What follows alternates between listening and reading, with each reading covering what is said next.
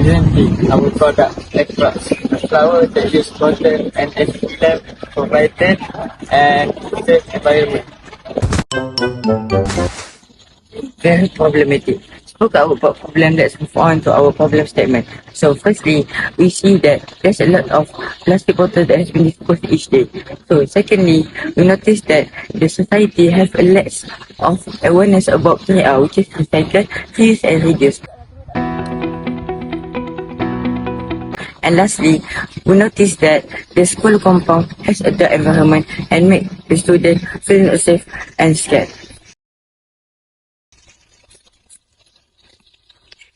Next, our strategy is to use recyclable waste materials like bottles.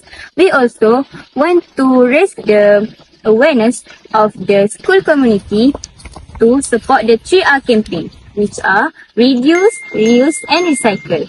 Ultimately, make the school area brighter and safer.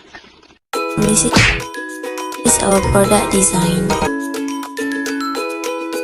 For cost, bottle and stool, we will only look around the school area, and for the rest we will buy them DIY.